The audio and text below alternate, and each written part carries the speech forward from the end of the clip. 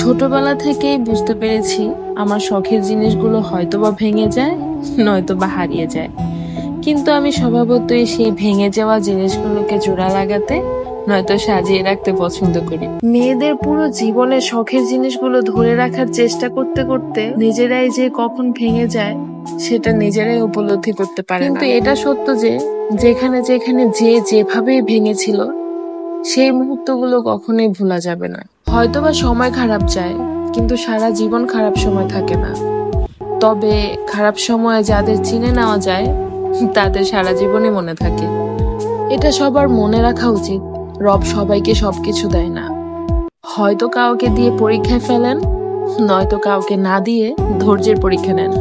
আর এই ক্ষেত্রে আমাদের সবারই আলহামদুলিল্লাহ বলা উচিত। বাবার কাছ থেকেই শিখেছি যে কোনো পরিস্থিতিতে কিভাবে নিজেকে সামলানো যায় আর সবার সামনে হাসি মুখে থাকা যায়।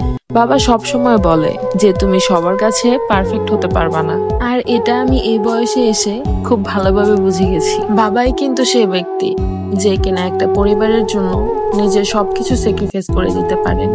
আর তুমি যদি বাবার থেকে সেই স্যাক্রিফাইস করার শিক্ষাটা পেয়ে যাও তাহলে তুমিই হবে সার্থক। তোমার যদি নিজের বাড়ি না থাকে তাহলে তুমি তোমার বাবার দিকে তাকাও, তাহলে তুমি তোমার মাথার উপর ছাদ দেখতে পাবে। আপনার বাবার ছায়া আপনার উপরে শেষ বিকেলের বট গাছের ছায়ার চাইতেও বড়। যদিও আপনার বাবার রাগ আপনার কাছে রাগ বলে মনে হয়, কিন্তু বাস্তবে তা হলো আপনার প্রতি ভালোবাসা। আপনি যখন ছোট ছিলেন আপনাকে আনন্দ দেওয়ার জন্য নিজেই বাচ্চা হয়ে যেতেন। বাবা হলো একটি বাড়ির ছাদের মতো, সে নিজে পুরে সবসময় সন্তানদের ছায়া দেয়।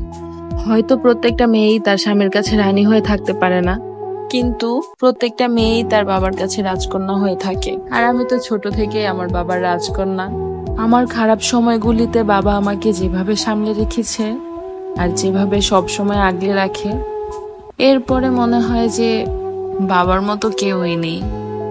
খারাপ সময় কিভাবে স্থির থাকতে হয় সেটাও বাবার কাছ থেকেই শিখেছি।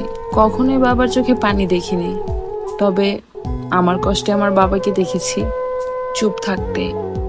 সবার উদ্দেশ্যে একটাই কথা, ঘরের মধ্যে তুমি যত ইচ্ছে কাঁদো, কিন্তু দরজা সব সময় হাসি মুখেই খুলবে। কারণ যদি কেউ দেখে নেয় যে তুমি ভেঙে পড়েছো, তাহলে সে তোমাকে আরো ভেঙে দিয়ে চলে যাবে।